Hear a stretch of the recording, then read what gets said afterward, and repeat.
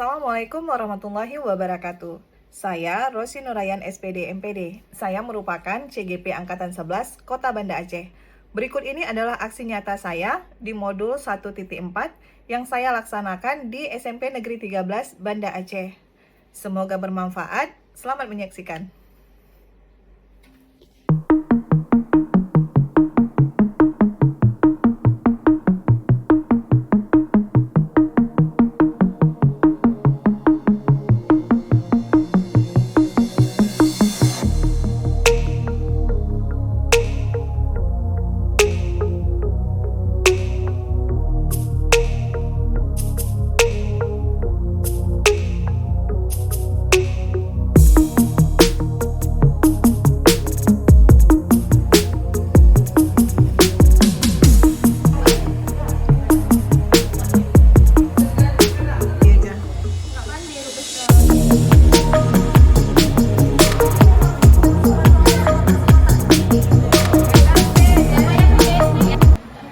Bismillahirrahmanirrahim. Assalamualaikum warahmatullahi wabarakatuh.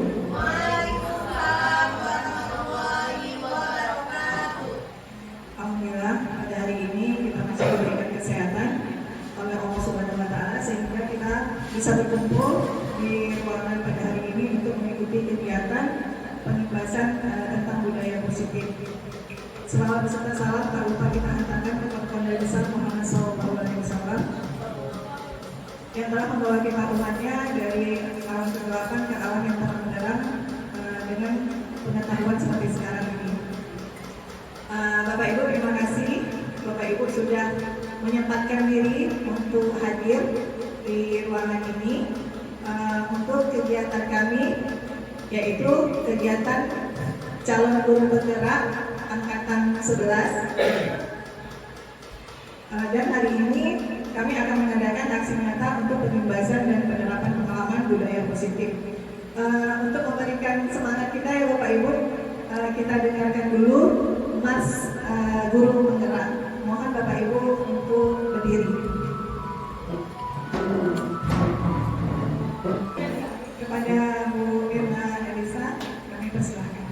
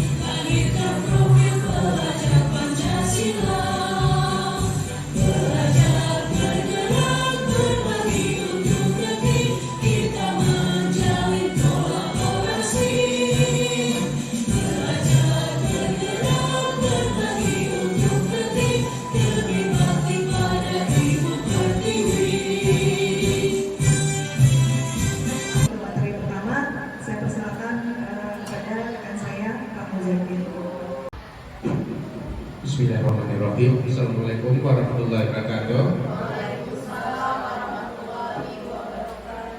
Baik, terima kasih kepada Bu Rosi yang telah memberi kesempatan kepada saya untuk mempresentasikan daripada pengembasan, pemahaman dan penerapan daripada budaya positif. Kami di sini CGP Angkatan 11 akan memberikan beberapa pembelajaran. Di sini kami tentang budaya positif. Yang pertama, budaya positif itu merupakan perwujudan dari nilai-nilai atau keyakinan universal yang diterapkan di sekolah. Budaya positif dapat mendorong murid untuk mampu berpikir, bertindak, dan tindakan sebagai proses memerdekakan dirinya sehingga murid mampu mandiri dan bertanggung jawab. Jadi kalau misalnya dulu di sini pemegang peran itu pada guru, jadi di sini pada budaya positif ini kita mengaktifkan para siswa tersebut. Jadi ada beberapa hal yang akan kami bicarakan di sini. Itu yang pertama, itu perubahan paradigma kelas. Yang kedua, disiplin positif. Yang ketiga, kebutuhan dasar manusia. Yang keempat, motivasi perilaku manusia. Yang kelima, posisi kontrol guru. Yang keenam, itu keyakinan kelas. Dan yang ketujuh, itu segitiga restitusi. Jadi di sini kita mengharap anak-anak mampu kita mengaktifkannya, juga mampu kita menyelesaikan problemnya. Di sini kalau problem tersebut bukan kita yang menyelesaikan, tetapi mencari daripada penyelesaian secara bersama-sama, bukan kita betul. Jadi kita lihat di sini satu persatu. Yang pertama itu perubahan paradigma belajar. Itu perubahan paradigma belajar itu merupakan konsep yang mendasar dalam menciptakan budaya positif. Pendekatan ini menempatkan siswa sebagai subjek aktif dalam proses pembelajaran. Paradigma ini menggeser pendekatan yang berpusat pada guru menjadi pendekatan yang berpusat pada siswa. Jadi kalau misalnya dulu itu pusatnya pada guru, sekarang pusatnya pada siswa. Dalam budaya positif, perubahan paradigma belajar menciptakan lingkungan di mana siswa merasa terlibat, didengar, dan didorong untuk mengambil inisiatif dalam pembelajaran. Hal ini mendorong siswa untuk menjadi pembelajaran yang lebih kritis dan kreatif. Jadi di sini siswanya yang kita dorong, kita majukan. Kalau misalnya mungkin dulu saya bilang terus terang saya emosional. Untuk saat ini kita mencoba menurunkannya. Itu yang pertama. Yang kedua, disiplin positif. Disiplin positif itu adalah kebiasaan hal yang baik mencakup sikap atau perilaku maupun tutur kata oleh seluruh warga sekolah, terutama bagi murid agar dapat berkembang menjadi pribadi yang kritis, mandiri, dan bertanggung jawab. Sebagai pendidik yang memiliki disiplin diri sehingga mereka berperilaku sesuai nilai-nilai kebajikan universal dan memiliki motivasi diri menuju perubahan perilaku ke arah yang lebih baik. Jadi disiplin positif ini kita membiasakan hal-hal yang baik. Mungkin kita dapat mengetahui sekolah kita dalam sehari, baik itu siswanya, karena kita berada di pesisir, tahulah kita bagaimana menurutnya. Jadi di sini membiasakan dari disiplin positif itu menghilangkan daripada beberapa hal yang kurang baik tersebut. Yang ketiga, itu ada kebutuhan dasar manusia. Itu yang pertama untuk bertahan hidup, itu ada bagiannya makanan, pakaian, tempat tinggal, keamanan, dan kesehatan. Ini juga berpengaruh pada siswa tersebut. Jadi dia mana di sini kebutuhan hidupnya yang harus dicapai. Jadi kalau misalnya ini tidak tercapai, mungkin pembelajarannya agak sulit untuk diberikan. Yang kedua, kasih sayang dan rasa diterima. Ini juga sangat penting pada siswa tersebut. Itu dipedulikan, berbagi, kerjasama, dan menjadi bagian dalam kelompok. Jadi setiap siswa itu kalau kasih sayang dan rasa diterima di dalam kelas itu harus ada. Jadi kalau misalnya kurang terpenuhi, ini juga seperti tadi yang kita lihat untuk sangat sulit untuk daripada belajar dalam kelas. Yang ketiga itu penghargaan, itu harga diri, keinginan untuk dianggap, memimpin, berprestasi, dan didengar. Jadi kalau misalnya harga diri, mungkin di sini ada yang bully-bully. Nah, di sini juga sangat berpengaruh pada siswa tersebut. Yang keempat, kebebasan, itu ada yang bagiannya memilih pilihan, mencoba hal yang baru, dan mampu mengendalikan arah dirinya. Itu yang keempat. Yang kelima itu kesenangan, bermain, humor, antusias, dan tertawa. Jadi ini juga sangat diperlukan oleh anak-anak di dalam kelas. Yang selanjutnya silakan Ibu Rosi untuk melanjutkan. Baik, terima kasih.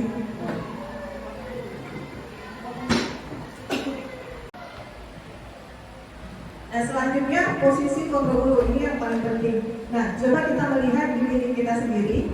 Ini ada 5 posisi kontrol guru. Yang pertama itu sebagai penghukum, yang kedua sebagai pembuat rasa bersalah, yang ketiga adalah teman, yang keempat pemantau, dan yang terakhir adalah manajer. Ini yang memang sering sekali kita lakukan sehari-hari. Tetapi kita lihat di satu-satu sebenarnya posisi kontrol guru yang mana yang terbaik. Mungkin tidak ada yang terbaik, tetapi yang lumayan paling baik lah di antara 5 ini. Yang pertama itu penghukum.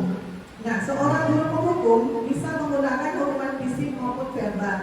Guru yang menerapkan posisi penghukum akan berkata, ini contoh kalimatnya, patuhi aturan saya, ataupun awas ya kalau tidak buat tugas, ataupun awas kalau terlambat. Nah, seperti itu. Mungkin saya juga dulunya guru yang seperti itu. Kamu selalu saja salah. Atau contohnya selalu pasti selalu yang terakhir selesai. Kadang-kadang kita sama anak-anak seperti itu ya. Nah, kenapa nih yang terakhir aja selesai gitu.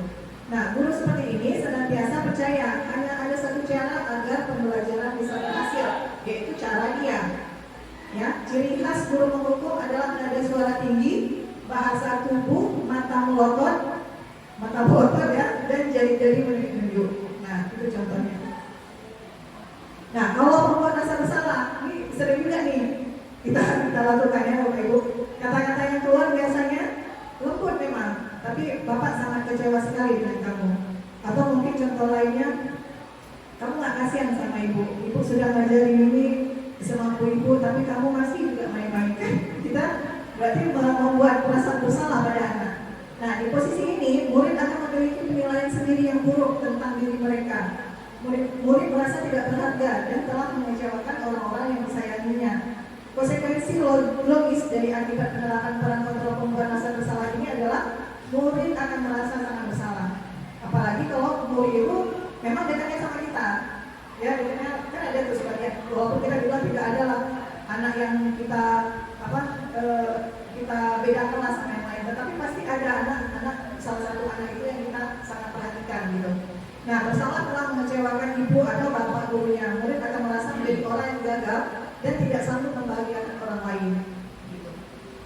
Nah, kita lihat yang selanjutnya ini sebagai teman. Kalau sebagai teman ada positif, ada negatifnya. Misalnya nih, teman tidak menyakiti murid, pasti. Namun akan tetap berupaya mengontrol murid melalui pendekatan persuasif. Posisi teman pada guru bisa berdampak negatif atau berdampak positif.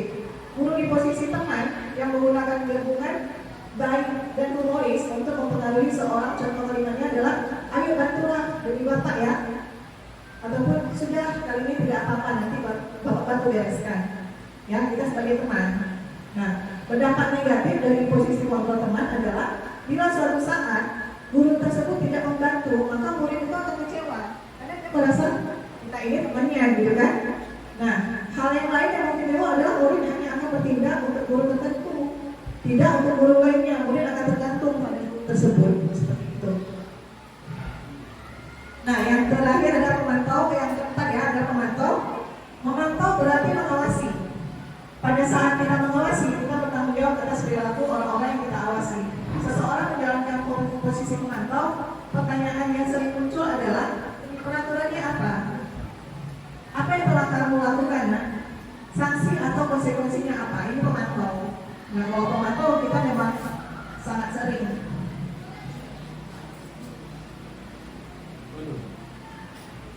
Nah, seorang pemantau sangat mengandalkan perhitungan, catatan, data yang dapat digunakan sebagai bukti atas perilaku seseorang. Konsekuensi logis dari penerapan posisi kelompok pemantau adalah murid memahami konsekuensi yang harus dijalankan karena telah melanggar salah satu peraturan sekolah. Guru tidak menunjukkan suatu emosi yang berlebihan, menjadi marah atau membuat merasa berbuat salah. Murid tetap dibuat tidak nyaman. Ya, walaupun pemantau ini ya, ini sebenarnya semuanya pemantau. Kita pasti akan menuliskan ini si A ini sikapnya seperti apa, itu pasti pakai data kalau pemantau. Tetapi tetap aja murid merasa tidak nyaman. Dan yang terakhir adalah manajer. Nah, manajer ini yang mungkin yang paling best di antara kelima peran kontrol guru ini. Manajer yaitu posisi di mana guru berbuat sesuatu bersama murid, mempersilahkan murid untuk mempertanggungjawabkan perilakunya, mendukung murid agar dapat menemukan solusi atas permasalahannya sendiri. Di sini penekanan bukan pada kemampuan membuat konsekuensi, namun dapat berkolaborasi dengan murid bagaimana memperbaiki kesalahan yang ada. Nah, contoh kalimatnya, apa yang kita yakini yang sudah kita buat di dalam kelas misalnya. Nah, apakah kamu meyakininya? Jika kamu meyakininya, apakah kamu bersedia memperbaiki dirinya. Apalagi kalau misalnya wali kelas kan sudah buat tuh keyakinan kelas. Nah kita tanya, yang kamu buat itu melanggar keyakinan kelas kita enggak? Nah sebenarnya seperti itu. Nah tugas seseorang manajer bukan untuk mengatur perilaku seseorang, tapi membimbing murid untuk mengatur dirinya dan melihat kesalahan dan bisa memperbaikinya.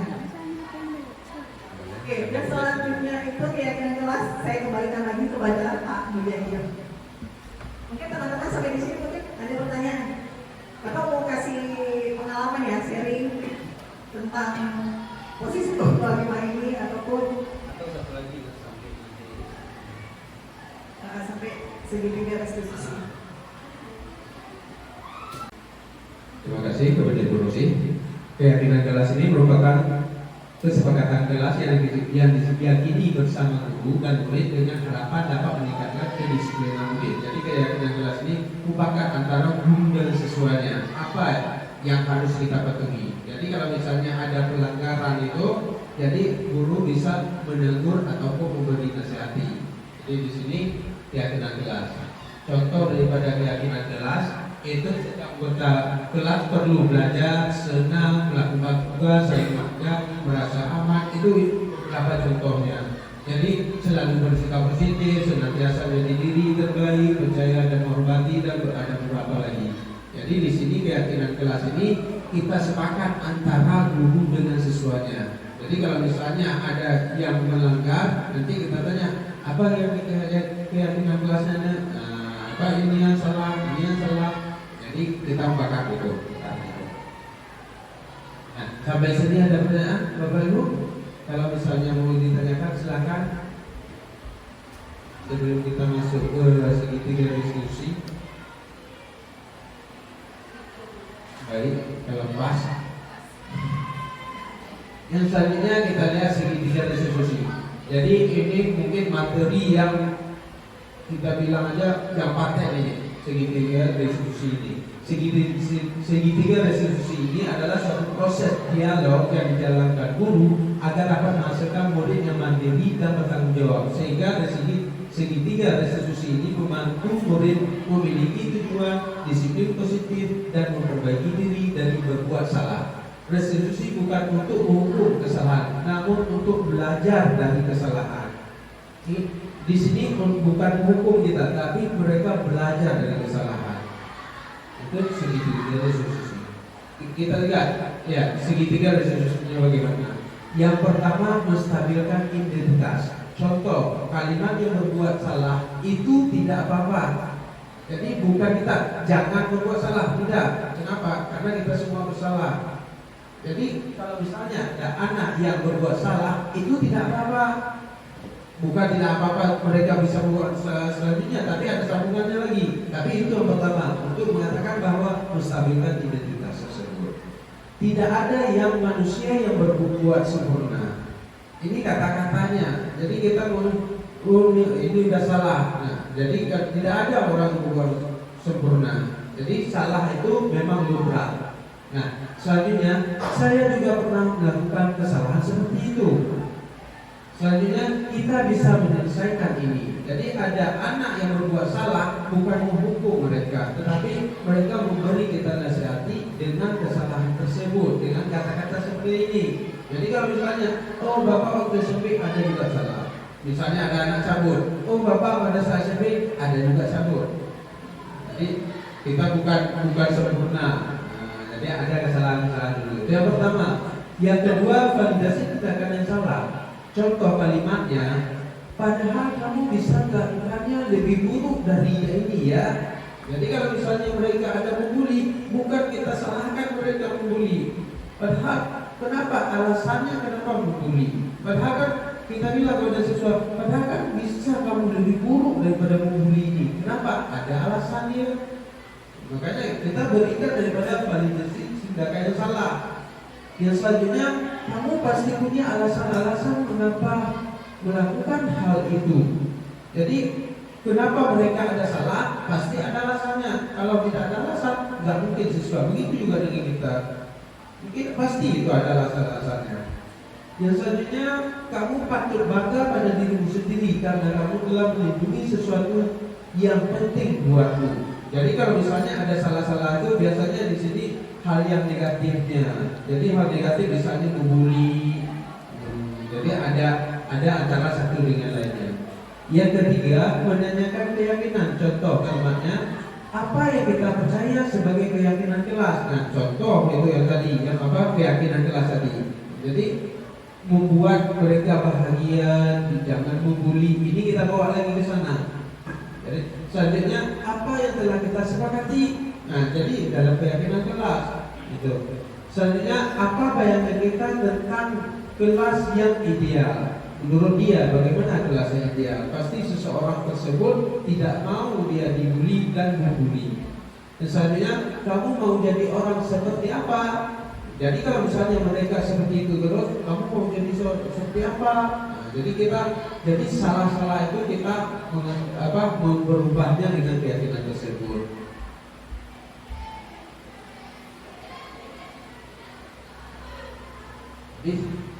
Ini segitiga daripada restitusi. Jadi kalau misalnya ada permasalahan, sangat enak kita selesaikan dengan segitiga restitusi ini. Jadi kalau misalnya kita buat seperti itu, anak-anak tidak down ya. Jadi salah-salah tersebut kita perbaiki bersama. Ini mungkin ada pertanyaan dari Bapak Ibu, silakan. Nah, silakan Ibu Birna.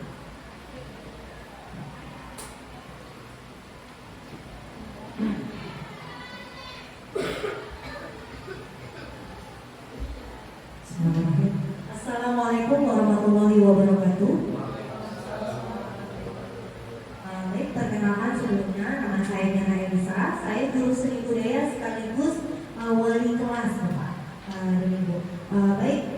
Izin bertanya mengenai keyakinan kelas sebenarnya. Saya kan wali kelas ini ceritanya kan Pak. Jadi menurut Bapak atau Ibu, bagaimana langkah-langkah dalam membuat keyakinan kelas yang efektif gitu? Itu saja. Baik, terima kasih.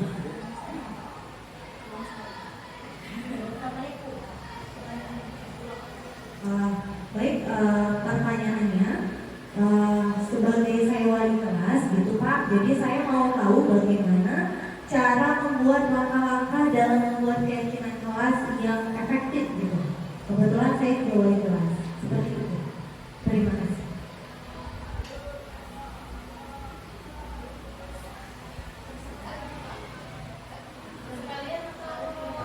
Atas kalian boleh. Kalian Bu, bersih.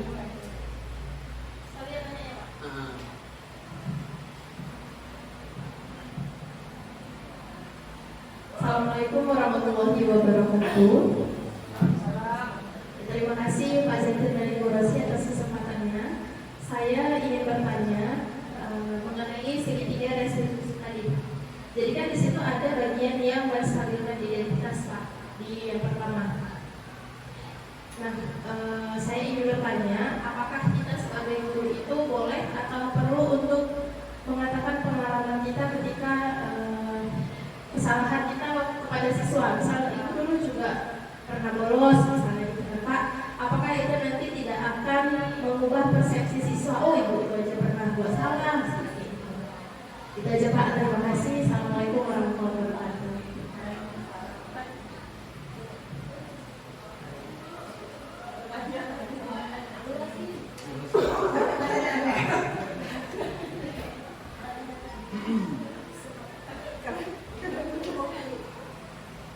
Baik, terima kasih atas kesempatannya. Perkenalkan, nama saya Rabiul Udin. Saya guru bidang studi TIK. Bapak, Ibu, kami mau menanyakan.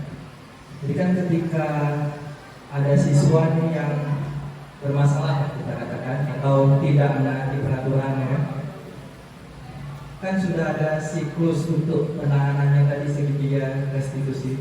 Ini kan seperti siklus nih. Pertama kita stabilkan dulu, ya kan. Kemudian baru kita bilang, iya nggak, sebenarnya kamu, sebenarnya kamu bisa lebih jelek dari ini, tapi kamu nggak sejelek itu. Kita validasi dia dulu kan. Kemudian baru kita ajak lagi tentang keyakinan kelas tadi kan. Nah, ini pasti kita terapkan. Semua guru pasti terapkan. Cuma terkadang di lapangan ibu atau bapak, hal ini terus berulang dan kesalahan yang sama. Nah, kira-kira Pak atau Ibu, ini siklus ini berapa kali kita bisa ulang maksimalnya kalau terjadi kesalahan yang sama? Dan kalau terjadi kesalahan yang sama itu aja terus menerus, itu kira-kira apa yang harus kita lakukan lagi? Terima kasih. Ada lagi? Kalau ini ada, pasti ada. Assalamualaikum warahmatullahi wabarakatuh. Saya Maisara dari Guru TIK dan kebetulan juga baru pertama kali sebagai wali kelas. Nah, wali kelas pada kelas 7. Kebetulan kelas 7 itu masih anak-anak di mana masa peralihan dari anak-anak menuju remaja. Tadi dikatakan ada 5 kontrol guru bahwa yang paling baik adalah manajer. Tapi misalnya di dalam kelas kita itu memang ada siswa yang harus kita perhatikan, harus butuh perhatian khusus. Bagaimana cara kita memberi pemahaman kepada peserta didik yang lain? Kan itu berarti nggak manajer ya? Kan nggak boleh ada perhatian khusus pada satu siswa. Bagaimana cara memberi pemahaman pada siswa lain? Terima kasih. Assalamualaikum warahmatullahi Ya, terima kasih. Ini ada 4 pertanyaan. Jadi ini yang segitiga restitusi kayaknya ada 2 ya. Bu Rani sama Pak Prawira. Itu hampir sama. Pertanyaannya itu hampir sama.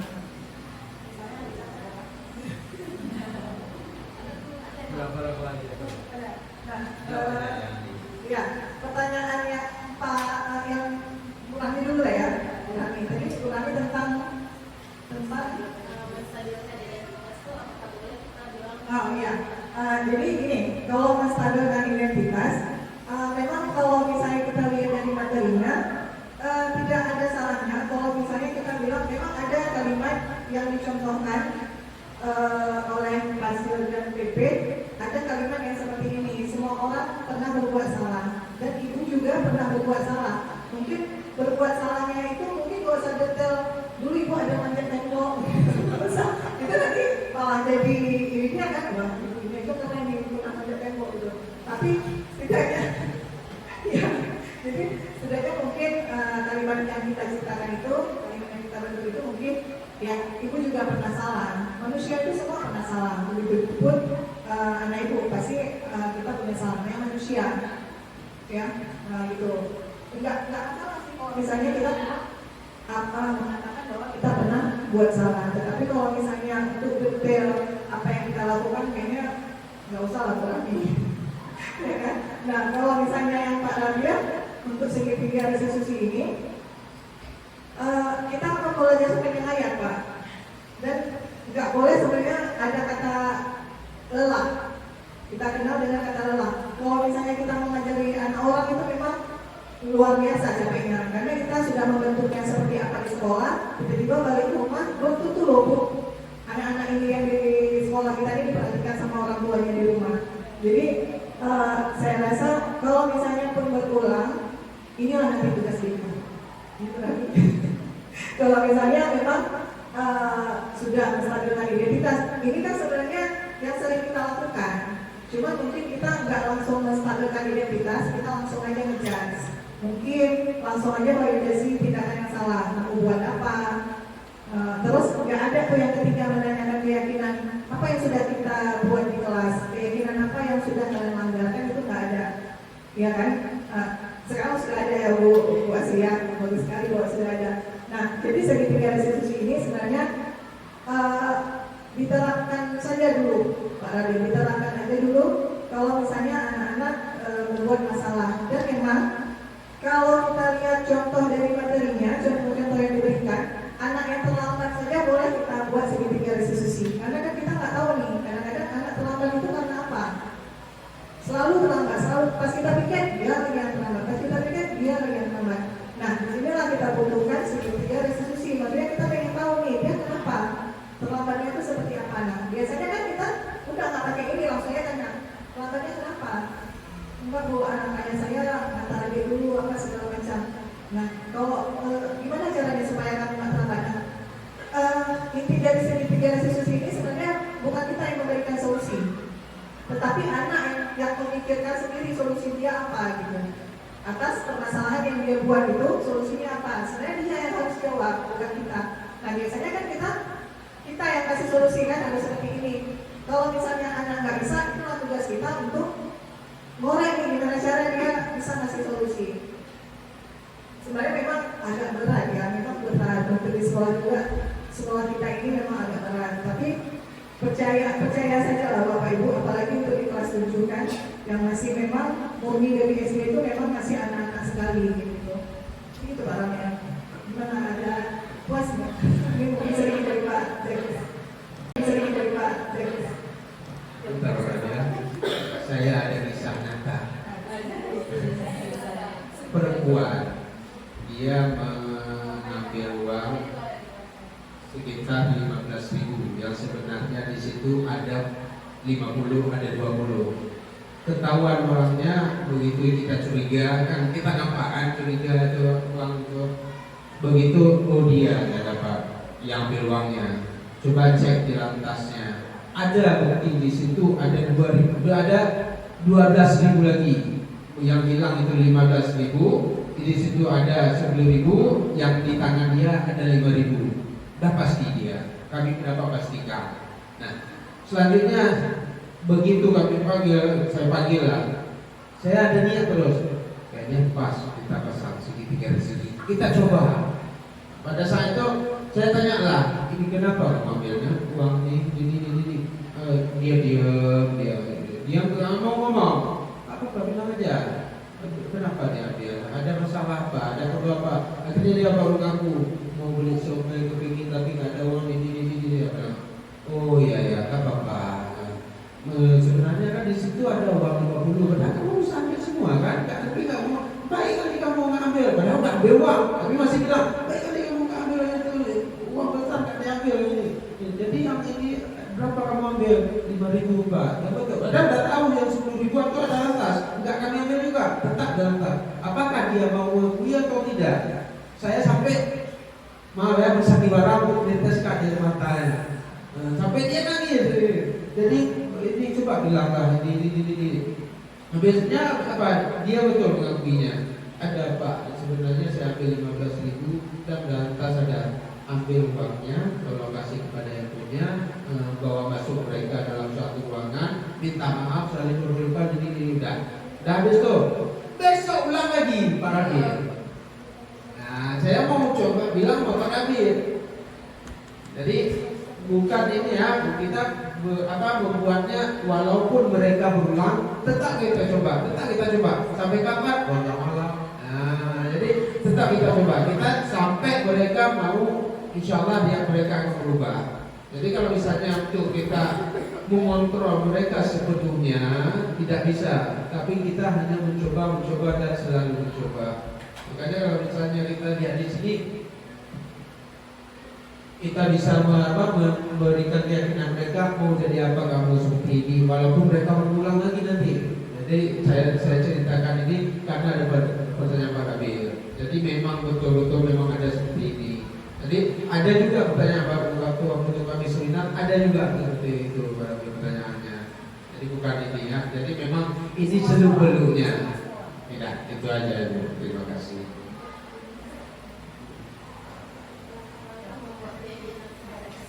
Oh ya.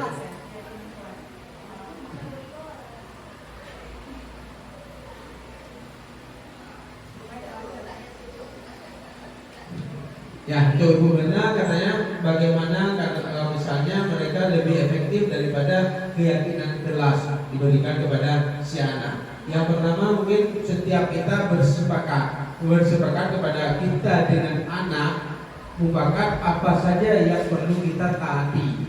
Jadi di sini kalau misalnya si anak sudah mengetahui, insya Allah mereka walaupun mungkin melakukan, tetapi pikir-pikir dulu. Jadi pada efektif itu kalau misalnya kita ajak secara bersama, mufakat dulu. Kalau misalnya kita perlu tulislah apa saja yang perlu.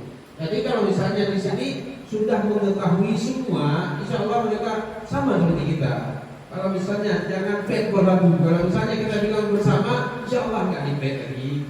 Nah, jadi kalau misalnya seperti dalam juga walaupun di dalamnya nanti pasti ada yang melanggar.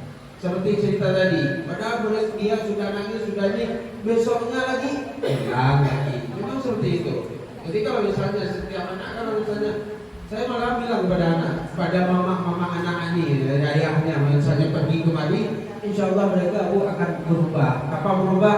Insya Allah kalau masih SMP, enggak SMP, selanjutnya kita kan berharap di situ aja. Kalau misalnya kita berharap di sini nggak bisa. Jadi kalau misalnya kita yang efektif itulah kita mufakat kita dengan anak. Apa yang kita tulis ini kita mufakat secara jelas. Setelah mufakat kita tidak melanggarnya, si anak juga kita anggap jangan melanggarnya. Itu aja Ibu. Terima kasih. Baik, untuk pertanyaan terakhir mungkin untuk di kelas 7 ya, memang di kelas 7 ini kan agak ribet karena memang mereka dari SD dan untuk meyakinkan kawan yang lain bahwa dia mungkin agak terperhatikan. Nah, saya rasa ini tidak masalah ya, apalagi kalau misalnya Bu Mai itu memanggil dia memang di luar jam waktu belajar, bukan di jam belajar, karena memang kita memang tahu di sekolah itu memang banyak anak-anak yang memerlukan perhatian lebih, maksudnya gitu kan. Dan mengapa untuk hari ini juga mengapa saya sama Pak Mudakir mengajak teman-teman yang mungkin bisa saya katakan masih fresh lah untuk menerima pengetahuan karena kita melihat kita pakai motivasi perilaku. Nah, anak-anak juga seperti itu, ya kan? Dia berbuat seperti itu apa? Apakah untuk menghindari hukuman dari kita? Apakah untuk mendapatkan pujian? Kan ada anak seperti itu berbuat baik karena dia dipujilah sama gurunya. Nah, ataupun memang dia memang sudah bertanggung jawab dengan perbuatan dia. Misalnya apa tugasnya di kelas, misalnya seperti guru juga gitu.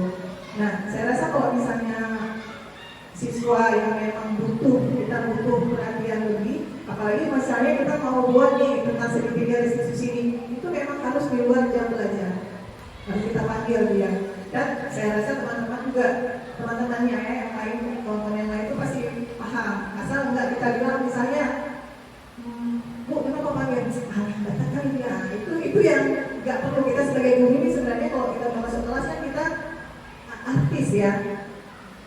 Siswa kita nggak perlu tahu kita sedang sedih, nggak perlu tahu kita sedang marah, nggak perlu tahu kita lagi galau, nggak perlu tahu ya kita lagi banyak utang di luar, nggak perlu tahu gitu kan. Yang perlu mereka adalah seorang guru yang bahagia. Jadi waktu mereka mau belajar, waktu kita tegur mereka ya terima aja. Karena kadang-kadang Bu, kita tanya sama anak kita itu lebih percaya sama kita apa sama guru dia? Lebih percaya sama guru dia kan daripada sama kita. Kalau kita belajar di rumah gimana coba? Sampai keluar tanduk kita sama anak-anak. Tapi kalau dia sama gurunya, itu 100% pasti didengar. Sama seperti halnya seperti sini. Jadi yang mengacaukan ini semua sebenarnya bukan kita sudah maksimal nih di sekolah. Memang kadang-kadang orang tuanya yang tidak peduli di rumah. Kalau saya tanyakan siapa yang sudah sarapan? Ada yang tidak sarapan, memang orang tuanya tidak menyediakan sarapan. Ada siapa yang menanyakan di rumah PR, yang menanyakan PR, kan ada orang tua yang PR. Nah, hampir rata-rata tidak ada yang menanyakan. Sebenarnya kasihan Bu, kita lihat. Jadi kalau sudah mereka di rumah seperti itu, sudah sampai di sekolah kita tidak pedulikan lagi. Nah, kan ini sangat disayangkan. Apalagi kita ini Bapak Ibu, kita terima gaji. Ya, dan supaya gaji kita berkah, apa yang kita terima berkah. Jadi ya bekerjalah dengan maksimal, menjadi guru yang bahagia juga, supaya semua ya berjalanlah dengan lancar. Walaupun memang agak tertati-tati, apalagi model sekolah kita ini ya kita pahami aja, tapi setidaknya dari hal-hal kecil saja gitu. Habis itu Pak, jadi agak susah. Kita kan menerapkan misalnya harus pakai validasi ya, ada sebagian guru nggak peduli. Nah itu kan, jadi sebenarnya memang harus kita buat kesepakatan. Jadi kalau misalnya ketemu anak yang memakai dasi, berarti semua guru tuh harus seperti itu gitu. Belajar. Dan untuk posisi kontrol itu memang nggak mungkin semua kita itu langsung ke manajer. Nggak mungkin.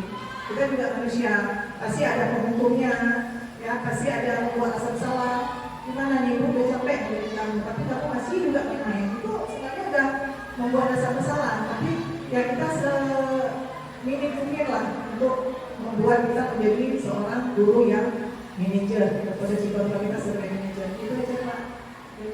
Saya rasa mungkin.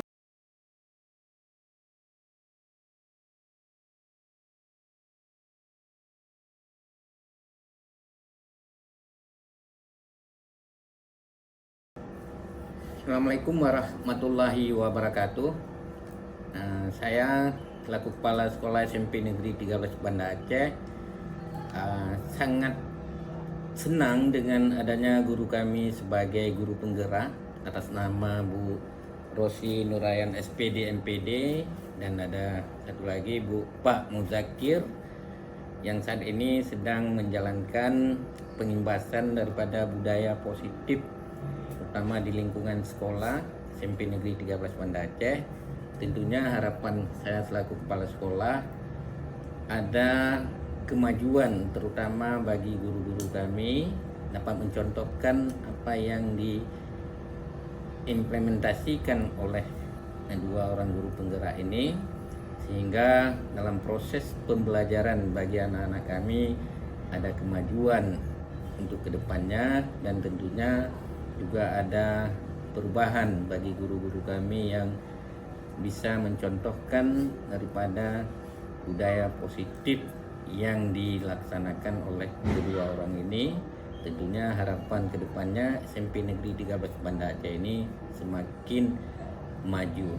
Demikian, Assalamualaikum warahmatullahi wabarakatuh.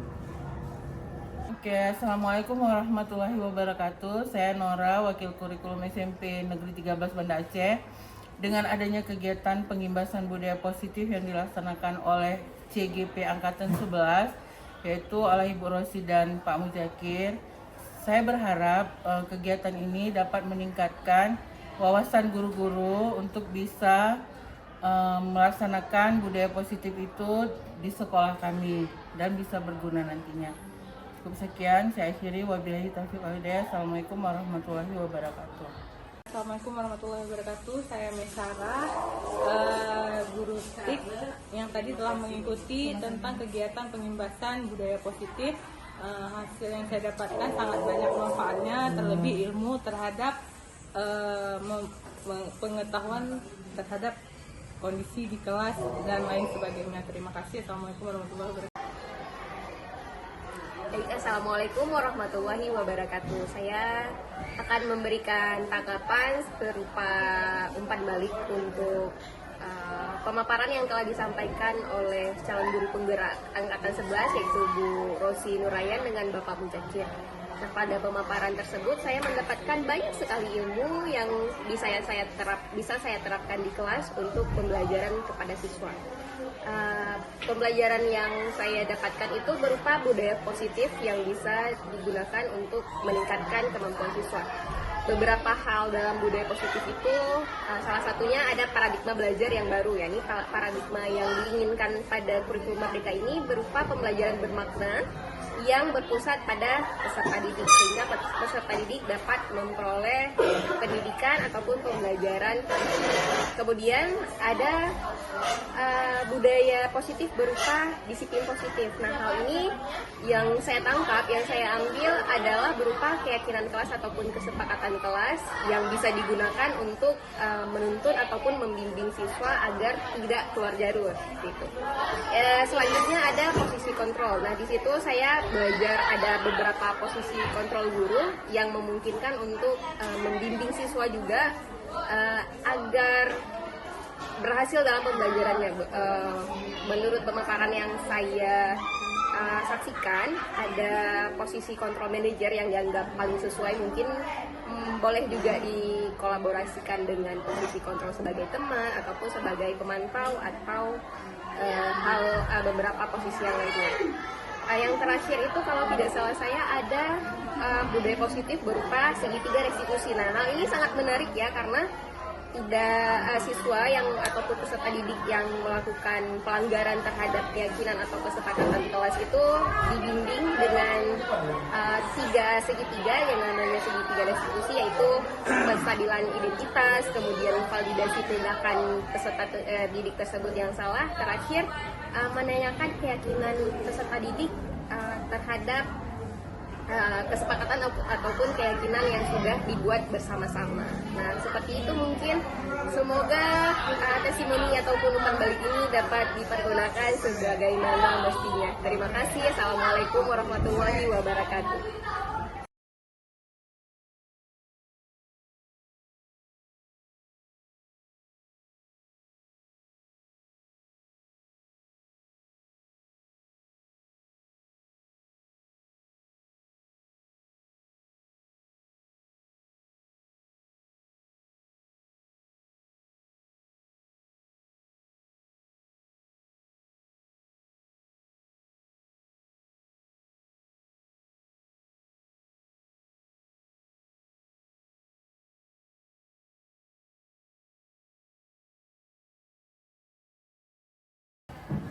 Assalamualaikum Bu. Waalaikumsalam. Silakan duduk Sipa. Iya Bu. Apa kabar Sipa? Alhamdulillah baik Bu. Sudah jajan? Sudah.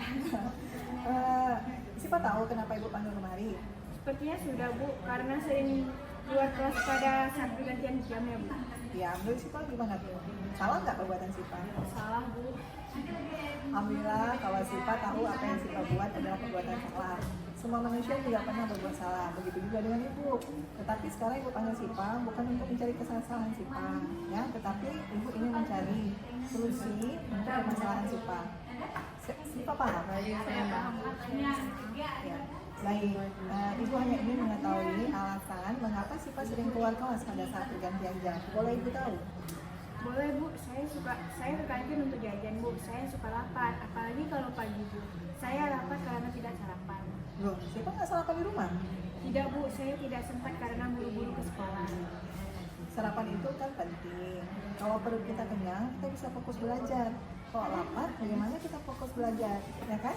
Nah, jadi apalagi Sipa tuh suka lapar. Kalau itu masalah yang Sipa hadapi, apa solusi yang bisa Sipa lakukan agar tidak selalu keluar pada saat pergantian jam? Mungkin saya harus sarapan di rumah ya Bu, atau membawa bekal ke sekolah. Jadi kalau saya lapar, saya bisa makan di kelas. Nah, itu udah bagus. Kapan kira-kira Sipa mau mulai melakukan? Mulai besok Bu, saya akan meminta ibu saya untuk membuat bekal untuk saya. Nah, bagus kalau begitu. Sipa masih ingat nggak keyakinan kelas yang pernah kita buat dan sepakati bersama? Masih Bu. Kira-kira keyakinan kelas apa yang berkaitan dengan masalah Sipa sekarang? Disiplin dan menghargai waktu Bu. Baik, jadi menurut Sipa, untuk selanjutnya Sipa ingin menjadi siswa yang bagaimana? Saya ingin menjadi siswa yang disiplin dan menghargai waktu Bu. Baiklah, nah kita sudah dapat solusinya nih. Ibu yakin dan percaya Sipa bisa menerapkan nilai itu dengan baik untuk kedepannya. Baik Bu, terima kasih. Sekarang Sipa sudah bisa kembali ke kelas ya. Iya Bu. Assalamualaikum. Waalaikumsalam. Bu, manggil saya ya? Iya, silakan duduk Afni. Afni tahu kenapa Ibu panggil? Tahu Bu, mengenai ambil buku ya? Apa yang sudah Afni lakukan? Saya mengambil novel Safa Bu. Menurut Afni, salah nggak ya perbuatan itu? Salah Bu. Baik, Afni tentu punya alasan kan kenapa mengambil novel Safa, sampai Safa tidak ada novel pada saat kegiatan berliterasi. Saya belum punya novel Bu, dan saya takut ibu marah.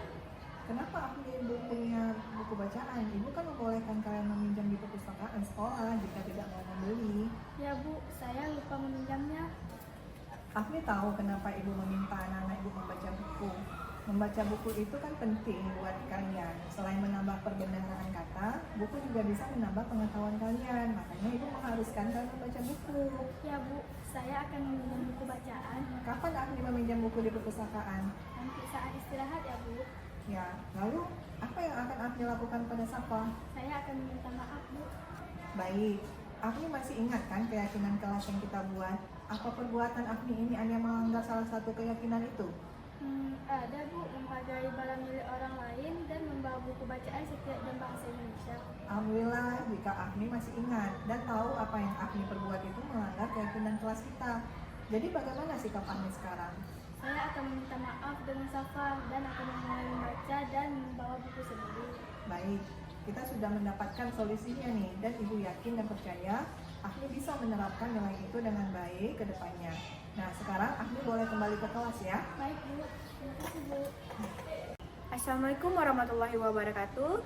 Saya Siva dari kelas 81, muridnya Bu Rosi. Saya sangat senang hari ini karena bisa berkomunikasi kepada Bu Rosi dan Bu Rosi mengasih solusi terbaik kepada saya dan saya akan lebih baik lagi agar tidak sering keluar kelas pada saat pergantian jam. Terima kasih Bu Rosi sudah memberi saya solusi yang terbaik. Sekali lagi saya terima kasih ya. Assalamualaikum warahmatullahi wabarakatuh. Saya Afni Zumalia dari kelas 81. Saya muridnya Bu Rosi. Saya senang bisa berbicara dengan Bu Rosi, mendapatkan solusi yang sangat bagus. Untuk kedepannya, saya tidak akan lagi mengambil buku orang dan membawakan buku sendiri. Sekian dari saya. Assalamualaikum warahmatullahi wabarakatuh.